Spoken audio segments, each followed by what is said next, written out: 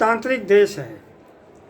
किसी लोकतांत्रिक देश को कोई दुनिया का दूसरा देश जैसे अमेरिका ये कहे मैं आपका राजनीतिक कैरियर खराब कर दूंगा, आप रसिया से तेल नहीं लोगे, तो ये क्या है? इस पर आपको क्या कहना है? धन्यवाद श्री जगन्नाथ कुशवाहा जी। आप एक बहुत अनुभवी, आपका जीवन राजनीतिक और सामाजिक रहा है और भारत की राजनीति पर भी आपकी एक पकड़ रही है। सवाल इस बात का नहीं है, सवाल ये है कि डोनाल्ड ट्रंप जो अमेरिका के राष्ट्रपति हैं उनका चरित्र क्या है और डोनाल्ड ट्रंप की क्रेडिबिलिटी क्या है। सवाल इस बात का है, अमेरिका के किसी भी प्रेसिडेंट ने कभी भी इस भाषा में बात नहीं किया जिस भाषा में राष्ट्रपति डोनाल्ड ट्रंप कर रहे हैं। दरअसल डोनाल्ड ट्रंप जो रियल इस्टेट के आदमी हैं और वो एक कैपिटलिस्ट क्लास को बिलोंग करते हैं।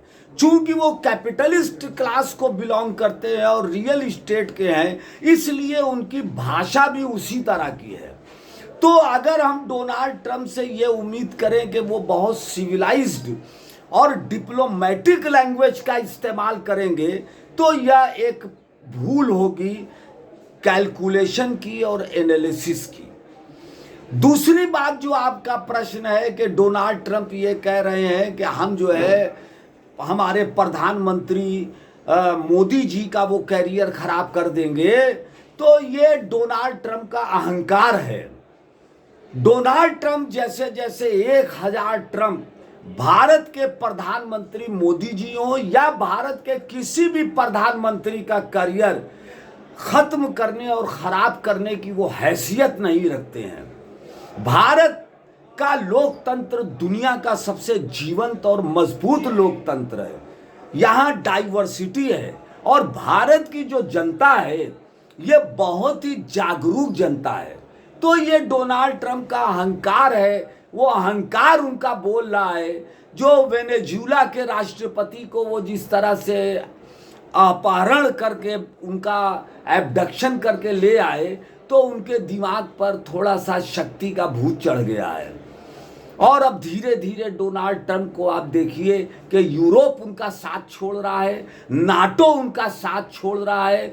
सबसे बड़ी बात सुप्रीम कोर्ट अमेरिका की, वहाँ उनके खिलाफ फैसला हो रहा है और डोनाल्ड ट्रंप इप्स्टीन फाइल में फंसे हुए हैं। और इप्स्टीन फाइल में जिस तरह से रिपोर्टिंग आ रही है वो अमेरिका के लिए बहुत ही दुर्भाग्यपूर्ण है कि किस तरह से छोटी छोटी बच्चियों को ट्रैफिक्ड किया गया और इप्स्टीन के आइसलैंड पर जाके उन बच्चियों के साथ किस तरह से अश्लील हरकत किया गया। और अमेरिका के बड़े बड़े पूंजीपति और कैपिटलिस्ट वो उसमें इन्वॉल्व रहे हैं।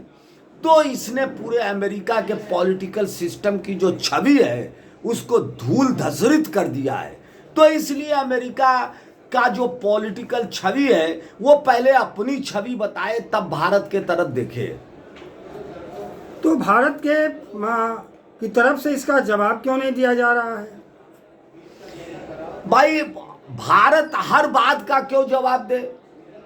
हर बात का जवाब दे न दे ये हमारे फॉरेन पॉलिसी और हमारे विदेश नीति का हिस्सा है। हम जवाब दें न दें, हम कहते हैं कि कोई आदमी पागलपन में अगर अनाप शनाप बोलता चला जा रहा है। अब डोनाल्ड ट्रंप ने जो है ऑपरेशन सिंदूर पर लगातार कई बार कहा हमने रुकवा दिया। उसके बाद लगातार कह रहे हैं कि पाकिस्तान के प्रधानमंत्री की हमने जान बचा दिया। अब वो कह रहे हैं नोबेल पुरस्कार हमको मिलना चाहिए।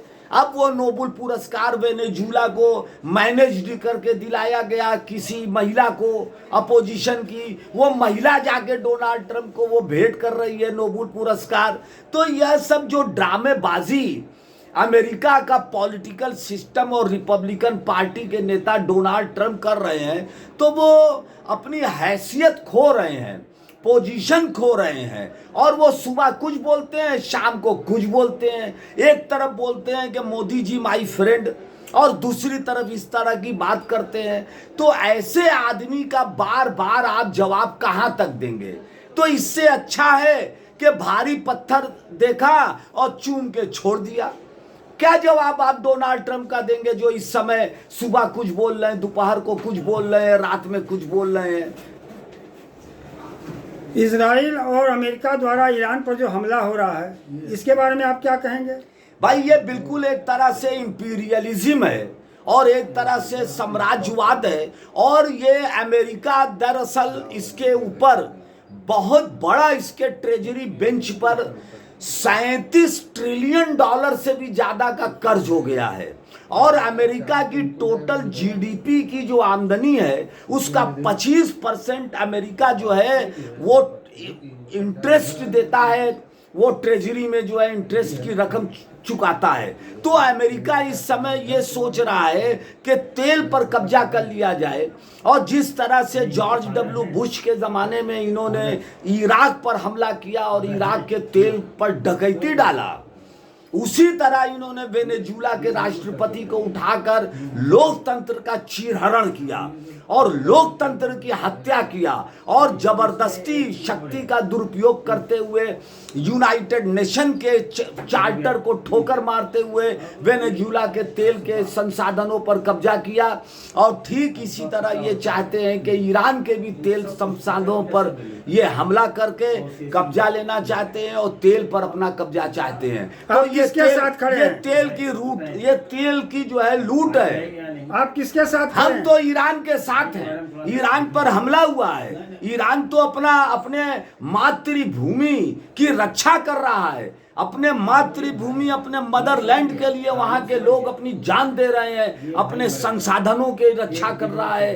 तो ईरान जो कर रहा है वो राइट ऑफ प्राइवेट डिफेंस में कर रहा है। तो ईरान के पक्ष में भारत सरकार क्यों नहीं बोल रही है? नहीं, ईरान के पक्ष में है। अभी भारत ने बहुत बड़े पैमाने पर मेडिकल एड, अभी दवाओं और बहुत सारी दवाएं वगैरह सब अभी जो है भारत सरकार ने ईरान को भेजा है और ईरान ने इसका शुक्रिया भी अदा किया है। और कुछ जहाज भी जो गैस के थे, तेल के थे, उन जहाज़ों को भी ग्रीन सिग्नल दिया है। वो जहाज़ जो है बंदरगाह पे उतरे हैं और गैस की किल्लत जो बहुत ज़्यादा थी वो थोड़ा कम हुई है। तो भारत अपनी विदेश नीति और अपने हित पर चल रहा है। बहुत बहुत धन्यवाद। बात सही है।